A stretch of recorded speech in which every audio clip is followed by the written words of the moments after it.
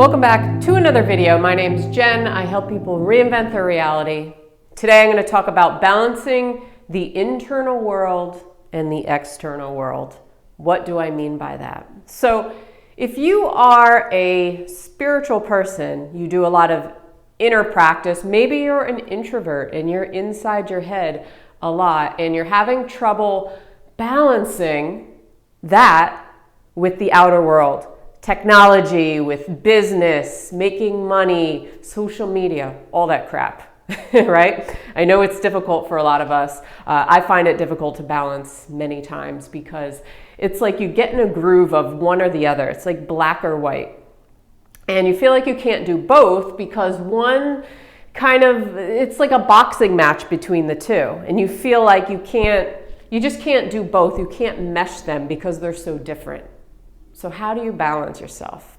The first thing is to recognize that you may be a spiritual person, you may be somebody who wants to go within, who wants to do deep inner healing, but understand that you're not only a spiritual person, you're also a human being that is living on earth right now. So you have to ground yourself, you have to be realistic in the sense that you can't just sit and meditate on a cloud all day. Now, some people may not like to hear that because they're like, oh man, I don't want to deal with anything outside of there. But understand that if you don't deal with the outer world also and learn to combine, not necessarily combine the two, but have the two work together or find the time for both and have that balance within your life, then you're going to be very disjointed. You can't have one without the other per se, okay, because you're a human being. One tip is for a lot of people, especially I've noticed spiritual entrepreneurs who are, they're very much about healing and giving to others, but they lose sight of business. Therefore, they have kind of a negative relationship with money. So the first thing is to change your relationship with money and understand what money means to you, because a lot of times we get resentful, right? We get resentful at money, at business, because it's stuff that we don't want to do. It's tasks that seem mindless and boring, and it's like, I want no part of that. I just want to do my job. I just want to help people. I just want to, love and be compassionate and, find out who I am on a spiritual level. I don't want to deal with money and numbers and posting on social media and stuff like that. But you have to change your relationship to money and realize that money is not a bad thing. Again, it's this give and receive thing. You can't just give and never, give back to yourself. Can never open to abundance for yourself, right? So it's a difficult thing, but you have to kind of peel the layers off of where you are as far as money stands. And are you feeling resentment towards money, towards anything business, because of just something in your mind, a story that you have been telling yourself about, money equals business, or money equals doing these tasks that I don't want to do. Therefore, money is you're looking at it in a negative light. So you have to shift your perspective on money. And that leads me to the second thing, was to shift your perspective on social media.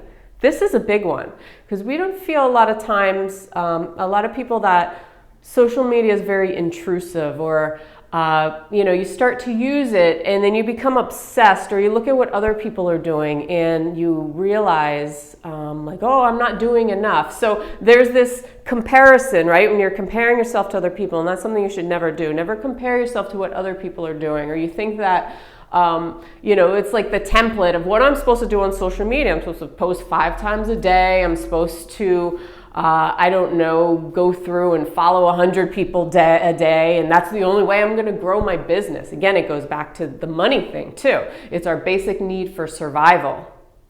So we have this conflicting basic need for survival and our spiritual self who is like, hey, I don't like doing all this shit. But you have to shift social media and know your limitations with it. Know how much, just because somebody is on it all the time, they have 100 million followers, and you feel desperate, like, oh, I need to do what they do to grow my business. No, you need to do what's comfortable for you, because you need to respect your limitations. You need to respect if something in your body is really fighting against it. It's one thing to go on social media for your benefit. It's a good thing to use for business. But if every ounce of your being is fighting, trying to squeeze out 5 posts a day, or trying to follow, 100 people, and you don't really care about them, and your posts suck and it's not coming from your heart, people are going to pick up on that. The business is not going to grow just because you're doing the task. You know what I mean? So it's better to know your limitations when it comes to something like technology and social media. We're all different. So know what your body is saying no to and what's comfortable for you. Okay? Because it's going to be different for every single person. So that is huge. And that leads me to the third thing, which is set boundaries. Set boundaries, not only towards other people, but yourself. You know your limitations more than anybody else. Somebody could be telling you to do what to do. They're trying to give you helpful advice. That's okay. Take it and then compare it to what you know, like your energy stores, what you can do, and be honest with yourself. Be honest with yourself. Don't lie to yourself and say, okay, I'm not going to do this just because you're lazy, you don't want to do it. Know how much can you do. What is your limit? We all have limits with this stuff, and you can only do so much before you get burnt out. So that is a biggie right there.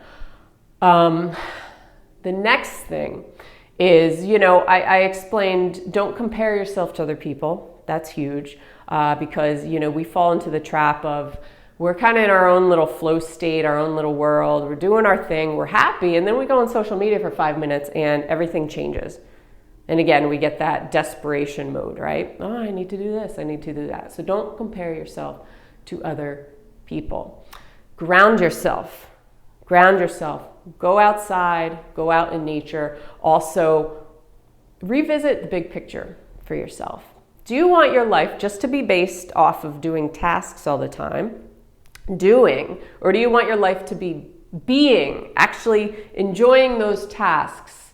Everything we do is not going to be peachy keen. We're not going to love doing everything in business or social media, whatever. But it goes to setting your boundaries, knowing your limitations, and keeping an eye on the big picture. We get lost in all the day-to-day little tasks sometimes, the analytical stuff, that we forget what we actually want. So you can ask yourself, okay, can I see myself sustaining this? If I'm squeezing out posts of just like desperation, is this really what I want for myself, my business, my life? Like, is this sustainable for me? Like, do I want to do this every day for the rest of my life? Probably not. And it's probably going to stress you out, and it's probably just going to make you irritated. So listen to your body, okay? What you actually want, write it down on paper, not on computer. Write down what you actually want, not what you have to do. There's a difference. If you find yourself feeling guilty and selfish for taking time off, look at where that's coming from.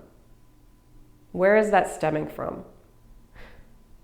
Nobody should think that they need to work 365 days a year, 7 days a week, and never give themselves, and feel guilty for self-care, or feel guilty for taking a day off. We get so much in our analytical head that we feel guilty. And take a step back and think about that for a second. Always giving, doing tasks, whatever, doing stuff you really hate to do, and never nourishing yourself, never giving yourself a break. And when you do give yourself a break, you feel guilty about it. How messed up is that? How twisted is that? That is very, very twisted if you think about it. So figure out, where is that coming from? Is it coming from something from your past where somebody told you that you have to just give to other people and it's selfish for you to, take care of yourself? Or what was it? Did you see your parents doing that? Taking care of other people, and they never gave to themselves. It comes from somewhere where you feel guilty. Are you in a mode where you're just doing, and you're looking what other people are doing, and you're forming this story that says, which isn't true necessarily, which says that that person never takes time off because they're a millionaire. They get up at 4 a.m. and they're working all the time. Well, newsflash, that person is not you. So is that really going to make you happy? Sure, you want a lot of money, you want a successful business. The work will still be there tomorrow. It'll still be there in an hour. It'll still be there in 15 minutes. Do you really want to be that person? How bad do you want it? And it goes back to those belief systems that you have to struggle to survive. You have to struggle to be successful. You can't enjoy the process. You have to do, every day you have to wake up and do miserable things in order to succeed. Well, what does success mean to you? Is it just a lot of money? Is it coming from your ego? So it's about asking yourself some of these questions and just put into perspective for yourself, because a lot of times we get caught up in this mode and we think, I'm not doing enough. I'm not doing enough as that person's doing. Or, I'm not following these steps. I really don't want to do this, so I'm not feeling it today. I'm not going to do it. Therefore, I'm a failure. Therefore, I'm not going to succeed. Therefore, I'm just going to repeat the same patterns over and over again. It goes back to that big picture. What do you want? How bad do you want it? And what are you willing to do within your scope of limitations? So it's a fine balance of those limitations, setting healthy boundaries, and the work. And the work. Because you can work yourself to death, but then when you get there, whatever success means to you, is it going to, do you feel like you'll be done there? You probably won't be done because you'll be searching for the next thing.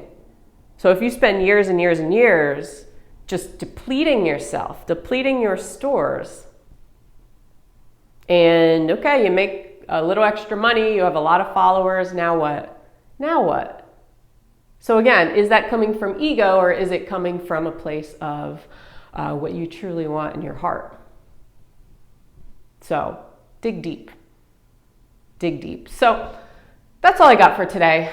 I see this a lot, and I've fallen into this trap where we can't find the balance between the inner and the outer.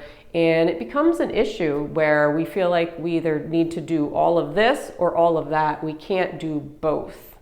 Well, really, it's not about just doing black and white, because that's not how life works, right? We're not just an energetic being, we're also a human being. So we have to find some sort of way that we can set limitations, we can respect ourselves, we can figure out why we feel guilty or selfish for doing things, or for not doing things rather, and why we won't do certain things. Is it just our body's fighting against us? Well, then go find something else where your body's not fighting against you, because there are plenty of successful people out there who are not posting 100 times a day on social media, and they have very successful businesses because they're doing other things that they resonate with, or they hire somebody to do it for them. So it's about figuring out, not only your why, but the scope of how much you're willing to take or get beat up, I guess, in a sense. But it shouldn't be getting beat up. It should be you're enjoying the process along the way. So that's all I got. Have a great day, everyone. If you haven't done so, please subscribe. I put out new videos every week, and I'll see you next time. Peace.